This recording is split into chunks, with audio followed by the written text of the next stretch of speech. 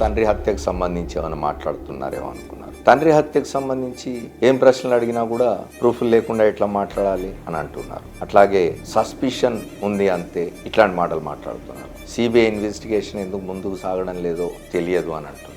ఇవన్నీ చూస్తూ ఉంటేనే అక్కడ గుమిగూడిన పత్రికా విలేకరులకు అర్థమైపోయింది ఆమె ఒక పొలిటికల్ స్పీచ్ చేయడానికి వచ్చినారు అని. చంద్రబాబు నాయుడుకి అలవాటే కదా తండ్రి మీదికి కొడుకులను ఉసుగొల్పడం. ఎన్టీ రామారావు మీదకి ఆయన కుమారులను ఉసుగొల్పినాడు కదా, హరికృష్ణన్ బాలకృష్ణన్ ఉసుగొల్పి ఎన్టీ రామారావుని మనోవేదనకు గురి చేసి ఆయన మరణానికి కారణమైన వాడు కదా. అట్లాగే ఇప్పుడు జగన్మోహన్ రెడ్డి మీదకి ఆయన సోదరిమణులను ఉసుగొల్పుతూ ఉన్నాడు చంద్రబాబు నాయుడు. షర్మిలను కాంగ్రెస్ పార్టీకి పంపించి జగన్మోహన్ రెడ్డి మీద ఆమె చేత విమర్శలు చేయిస్తున్నాడు. ఇప్పుడు సునీతను ఢిల్లీకి పంపించి ఆమెతో మాట్లాడిస్తున్నాడు. చంద్రబాబు నాయుడు పవన్ కళ్యాణ్ జెండా సభలో మాట్లాడిన మాటలే, విశాఖపట్నంలో డాక్టర్ చనిపోయిన విషయం, లేదా ఒక ఎమ్మెల్సీకి సంబంధించిన డ్రైవర్ హత్యకు సంబంధించిన విషయం, ఇట్లాంటివి. అంటే సునీతారెడ్డి ఆ ప్రెస్ కాన్ఫరెన్స్లో మాట్లాడుతూ ఉంటే చంద్రబాబు నాయుడు జెండా సభలో మాట్లాడిన మాటలు, లోకేష్ శంకారావం సభల్లో మాట్లాడుతున్న మాటలు, లేదా పవన్ కళ్యాణ్ జెండా సభలో మాట్లాడుతున్న మాటలు పూర్తిగా అవే మాట్లాడుతున్నట్టుగా అవే గుర్తొస్తూ ఉన్నాయి.